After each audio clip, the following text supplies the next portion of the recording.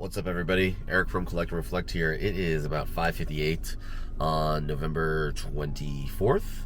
It's Black Friday, so I'm out here at Target. It is just before 6 a.m. They open up at 6 a.m., I believe.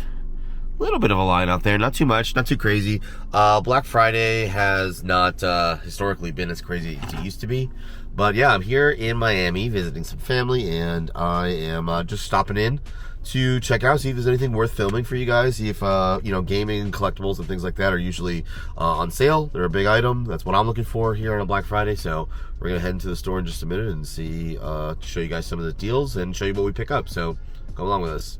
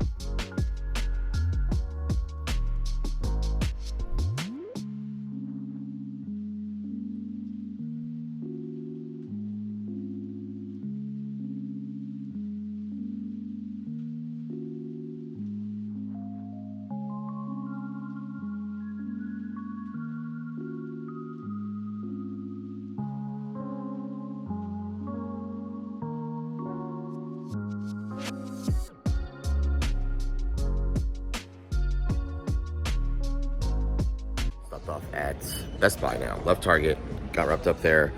We'll show you what we got there. Got some good deals on video games, some Pokemon cards. So yeah, like I said, now we're at Best Buy. My regular camera died on me, so shooting with the phone now. But yeah, we'll check out a few more games here. I'm picking up something that I actually ordered online as a deal, so follow along.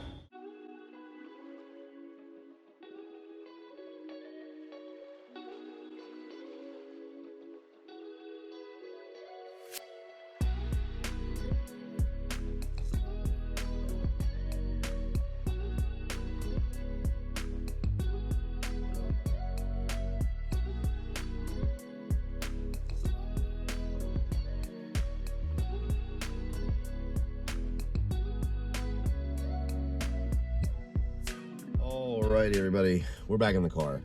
So we hit a few stores, like I had mentioned. We started off at Target. That's where most of the games I was looking for were going to be on sale. They ended up not having too many of the games that I was actually looking for. They ended up being sold out. You know, these Black Friday sales have been going on for like roughly a week, sometimes even just most of the month up until now. These things have been on the same sale, but usually on Black Friday you can get maybe like an additional discount. There was some extra like coupons and gift cards and stuff like that that I could get at Target, so that was kind of the main reason why I wanted to do that. But anyway, I want to take a minute. I'm waiting for Five Below to open up. Last year they had some Chase Funko Pop figures set aside specifically for Black Friday. I haven't heard anything like that happening this year, but taking a chance, so I'm doing that. But I got, at Target, I got Final Fantasy 16, which I haven't played yet, which is crazy because I'm such a big Final Fantasy fan, and this game came out and I didn't buy it. I'm kind of hesitant on getting a new Final Fantasy game ever since I was pretty disappointed by Final Fantasy 15. So I'm excited for 16. 16 looks like it's got a lot more of a story that I'll be interested in, as opposed to 15. 15 was good, but it just didn't grip me as much. Anyway, Final Fantasy 16 for PlayStation 5, normally $70, got that for $40, so that is a good deal there. I also got Need for Speed Unbound. Not like a crazy, highly acclaimed game, but I like racing games. I think it's always good to have a few racing games on, your main console that you play on. Normally, I mean, $50 to $70 when that came out. It's been reduced in price several times since it's been released. But anyway, got that for just $20. So $20 for a brand new PlayStation 5 game. Nothing to sneeze at. That was my Target deal. I also got two of these. You saw 2 tins for half price. Yeah, $20 for basically 8 packs of Pokemon cards. So they come out to be about $2.50 per pack. Great price. Anytime you're trying to buy Pokemon cards in bulk, you're always, you're trying to reduce your price per pack. $2.50 a pack is pretty good. I don't know for sure what packs are in those. I have seen some reviews online that people thought that these were going to be from the Sword and Shield series, but they ended up being newer cards from the Scarlet and Violet set. So I don't know what we're going to get in there, but for the low price of 20 bucks, so basically $10 a tin, or normally 20 plus depending on where you get those. So that was a pretty good deal for the Pokemon cards, and we'll definitely open those up later for you guys to see what we got as far as pulls. And then I stopped at Best Buy. I'll pull that bag up in a second, and I got a few more of the games that I was looking for at Target at basically the same price that I was looking for. So I'd rather get it at Target because with my red card I get 5% off, but they were there right there at Best Buy, so I went ahead and picked them up. I wanted to get the deals. But then I went over to GameStop. The main reason I went over to GameStop is because they usually do buy two, get one free used games on Black Friday. They typically run that buy two, get one free on pre-owned games a few times throughout the year. But today I just figured, hey, while I'm out shopping, I might as well check that out. Basically, I wasn't looking for any of the like deal prices on new games. I had pretty much already covered. So I was like, okay, let me look for some like lower priced used games and get 3 of them, buy 2 get 1 free.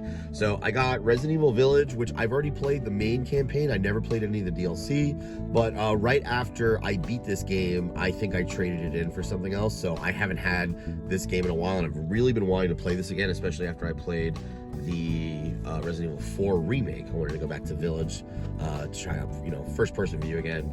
I also picked up finally Lego Skywalker Saga. I'm not huge into the Lego games, but I just love that title includes so many individual Lego Star Wars games, and which are some of the best Lego games in general. And then Far Cry 6. So altogether for those 3 games, just over $30, including tax. Pretty good, right? Keeping it low per game. So far we've gotten like 1, 2, 3, 4, 5, 6, 7, like 7 PlayStation 5 games for really low prices. Let's see what we got at Best Buy, like I mentioned. Best Buy, I ordered this online to pick up at Best Buy, but at the Black Friday price. I've already played all the Uncharted games, but ever since they did the PS5 remaster of Legacy of Thieves and A Thief's End, or sorry, they did the remaster of A Thief's End and Lost Legacy. Both are really great titles in the Uncharted series, and having them, remastered in PS5, I still haven't played those, so it'll be fun to go back to those. I didn't really want to pay a lot of money for games I've already played, but got this for $20 for those 2 games, so that's pretty good. Also from Best Buy, I went ahead and finally got Sonic Frontiers, about half price. I think this was $25 or $30. And I hear, there's always some disappointment. I feel like in the last 10 years or so, when a new Sonic game comes out, there's some stuff that's good, some stuff that's bad. But overall, this game looked really good, and I wanted to play it on PlayStation 5, so finally got that at a good price. And which may be some controversy here with The Last of Us Part 1, the PlayStation 5 remaster. I definitely didn't want to pay $70 for this game. The Last of Us has been released on Sony systems I think 4 different times now. I don't know how many, but The Last of Us Part 1 is a little bit more of a remake rather than just a remaster. There's some additional features and some mechanics that have been added to the game, so I'm very interested to replay for probably the 8th time or something like that. Replay The Last of Us Part 1 on PlayStation 5 and get it in there. And then of course I'm after all the physical copies, right? If I'm going to be paying top dollar or even sale prices for games, I want to have the disc, I want to have the case, I want something to put on my shelf. And not only that, but if I'm done with the game, I can trade it with somebody, I can lend it to a friend, we can swap copies, or I can sell it if I want to. So having a physical copy really just gives me, the gamer, a little bit more agency and real ownership over the game as opposed to a digital version. But hey, if you like the digital stuff, go for it. You can get usually great discounts on digital games. So I own some digital games. I own mostly physical games, but to each their own. There's benefits to each, right? So that covers everything we got so far, except for one thing. So I wasn't gonna get this. When this came out, I wasn't super interested in, but PlayStation just released the PlayStation 5 Portal, which is a $200 dedicated streaming console, handheld console for your PS5. And as far as the reviews go, it just didn't seem like it's like totally there in terms of quality and like the quality of the stream from your PlayStation 5. So I went ahead with a cheaper option. I got the PlayStation licensed edition backbone controller for my iPhone. I was just recently trying out the remote play on my iPhone, considering that the PlayStation Portal just came out, and I was even able to play like Call of Duty Modern Warfare 3 remotely at another house. I'm 4 hours away from home visiting family right now, and in the house that I'm in right now with the Wi-Fi connection I've got, I was able to connect to my PS5 at home and just boot up a game of Modern Warfare 3. Now, was it the same quality that I get at home? Absolutely not, but it was playable. And I'm not really picky when it comes to some latency, and some lag and stuff like that, because I'm not like a super, hardcore competitive gamer. So it meets what it needs. I'm probably going to be using this mostly for single player games, but these were like $30 or $40 off. I think this was about $60 at Best Buy. And so I figured, with seeing how remote play did work pretty good on my iPhone, and seeing that this is $60, the PlayStation Portal just came out, which is a beautiful device. And for people that have seen it work well for them based on their connections and how they've got their setup, they're enjoying it, but it's $200. It doesn't support Bluetooth, audio connections. There's just a lot of things that I feel like it's not there, and you can't stream any music or movies on it. You can only stream your games that are actually running on your actual PS5 console. So $140 less to kind of do the same thing right from my phone. I went ahead and did it. And of course, with the backbone controllers, this is the actual PlayStation branded one. So I feel like I'll enjoy that. Do I think I'm going to have a magical, same quality as playing my PS5 at home? No, but if I'm somewhere where, I want to play my PS5 games, I want to do something like that, I want to play, a single player game or maybe a fighting game or something like that, I think I'll get my money's worth for $60. So I'm going to keep using that until maybe there's some updates that come out for the PlayStation Portal, and then I might look at that. But yeah, at this point, I wanted to just cover everything I got. I mean, look at this haul right now. Giant pile of stuff here. May have gone overboard a little bit on the Black Friday spending this year, but typically, I mean, this is the one time of year I really like spend money on games and stuff in my collection. I'm always a deal hunter. I will get things specifically because they are deals. I'm into saving money on the games that I collect. So who knows, some of these may end up being gifts. If I'll usually hold off like between Black Friday and Christmas time, because some people might get me gifts, and stuff like that. So I might hold off on opening some of these, especially if I'm not going to play them right away, because maybe I'll gift them to somebody else if I end up not needing some of these. So I'm cool with my purchases. I'm good with that. I would be pretty much done, but like I said, I'm waiting for Five Below to open. It's about 7:30, November 24th, 2023. If you stuck with us this far, awesome, thank you. Hopefully we're gonna get some cool stuff at Five and Below. And it's kind of a holiday weekend. We're spending some time with family, so Five and Below usually has some like just fun, goofy, wacky, like cheap $1 to $5 stuff that I can bring back and maybe goof around with a board game or something silly with the family. So we're gonna head in there in just a bit, see if there's anything cool collectibles wise. Maybe we find a Funko Chase while we're in there. That's the goal, that's the dream. But yeah, we'll see you in there. Thanks for watching. Check out Five and Below, and hope you enjoyed the haul so far. And I didn't want to go through opening up all 16 packs on a video, but just to show you the pulls that I got this really cool art. I got some full art Great Tusk EX card.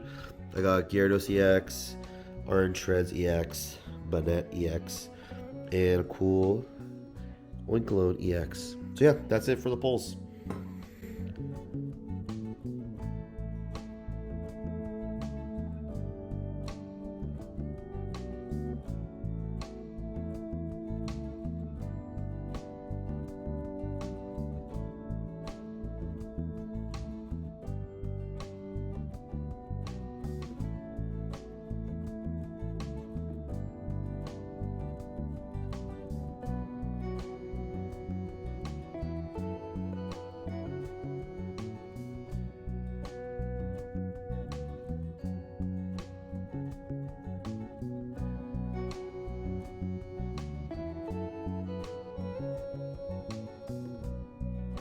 So Five Below, a bit of a bust as far as Black Friday goes, especially compared to if you check out our video from last year, Black Friday, when I hit Five Below.